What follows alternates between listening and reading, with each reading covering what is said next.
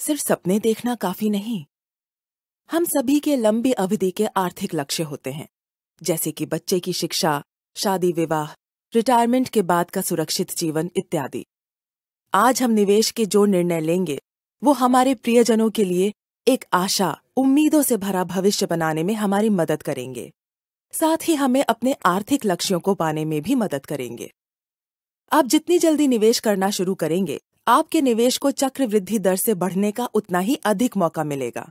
अगले कुछ मिनटों में हम चर्चा करेंगे कि हमें क्यों नियमित रूप से निवेश करना चाहिए और लंबी अवधि के लिए निवेश करना चाहिए। निवेशकों के लिए महंगाई एक चिंता का विषय है। कीमतों के सामान्य स्तर में लगातार होने वाली वृद्धि को महंगाई कहा जाता है।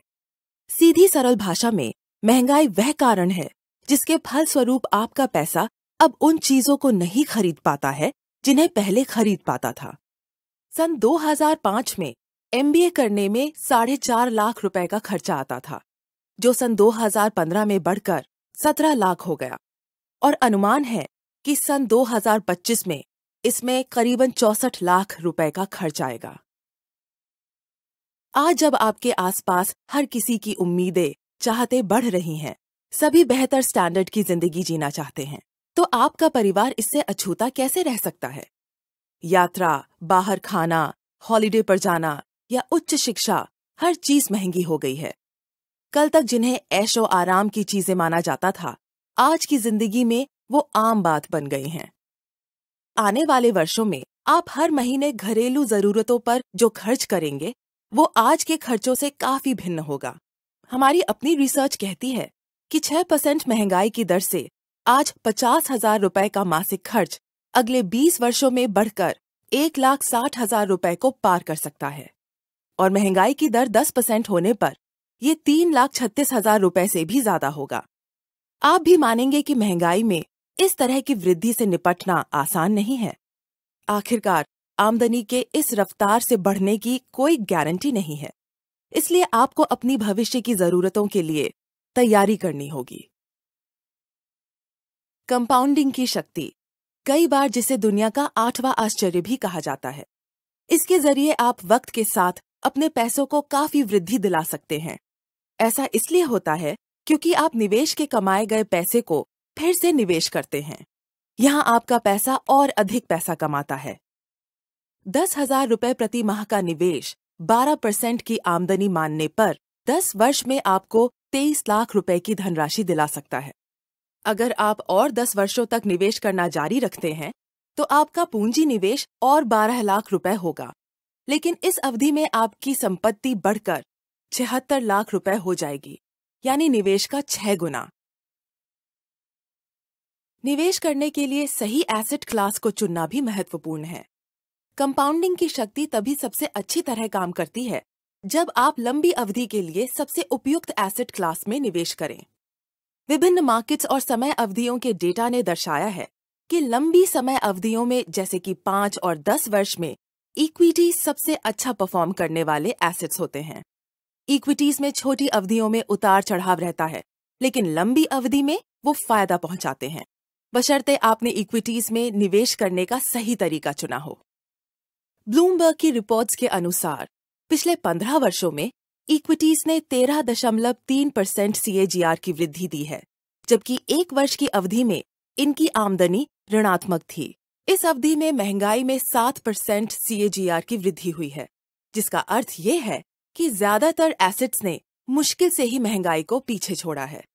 स्पष्ट है कि अगर आप लंबी अवधियों के लिए निवेश करना चाहते हैं और महंगाई को अच्छे से फासले से पीछे छोड़ने वाली आमदनी प्राप्त करना चाहते हैं, तो इक्विटीज सबसे बढ़िया विकल्प है।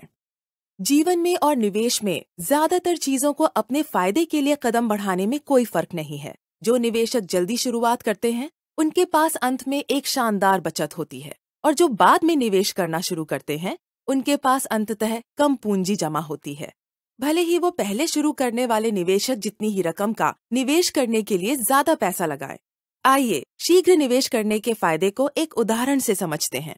48 वर्षीय माधुरी और 28 वर्षीय दीपिका दोनों नौकरी करते हैं। वो 58 वर्ष की उम्र में रिटायर हो जाएंगी। वो रिटायरमेंट की जरूरतों के लिए निवेश के महत्व को समझती हैं। तथा पूरे उत्साह के साथ निवेश करना शुरू करती हैं। दीपिका ने माधुरी से पहले निवेश करना शुरू किया है।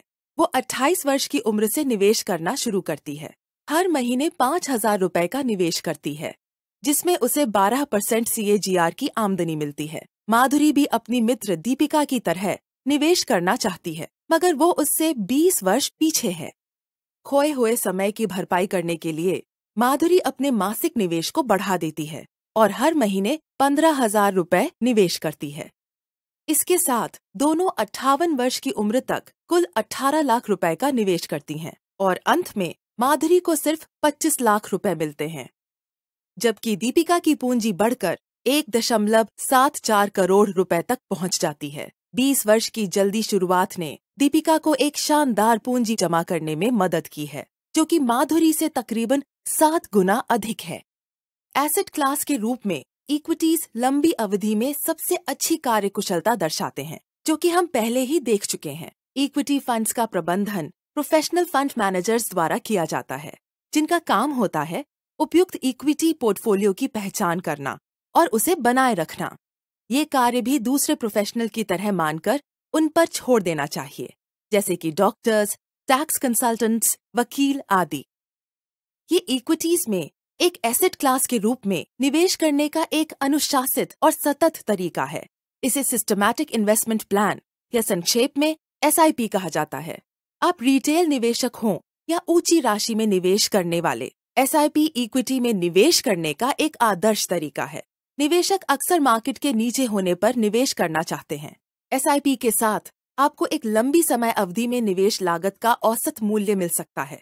इसे रुपी कॉस्ट एवरेजिंग कहते हैं। ये कंपाउंडिंग का फायदा है, क्योंकि आप लंबी अवधि के लिए निवेश करते हैं, कम से कम 5 से 10 वर्ष के लिए। पिछले कुछ वर्षों में म्यूचुअल फंड्स में सिस्टमैटिक इन्वेस्टमेंट प्लान्स या SIP लंबी अवधि में आर्थिक लक्ष्यों को प्राप्त करने की प्लानिंग के लिए पसंदीदा माध्यम साबित हुए हैं। कृपया आज ही SIP शुरू करने के लिए अपने नजदीकी बैंक शाखा में जाएं या अपने फाइनेंशियल एडवाइजर से संपर्क करें। कुछ महत्वपूर्ण अस्वीकरण दिए गए उदाहरण केवल जानकारी के लिए हैं तथा इनका बड़ौदा पायनियर म्यूचुअल फंड की किसी स्कीम से कोई संबंध नहीं है। SIP गिरते मार्केट में किसी लाभ या हानि से सुरक्षा की कोई गारंटी नहीं देता है। इसे पूंजी पर न्यूनतम आमदनी तथा सुरक्षा आश्वासन नहीं माना जाना चाहिए। म्यूचुअल फंड निवेशों में मार्केट के जोखिम होते हैं। कृपया स्कीम से संबंधित सभी कागजातों को ध्यानपूर्वक पढ़ लें। Mutual funds investments are subject to market risks. Read all schemes related documents carefully.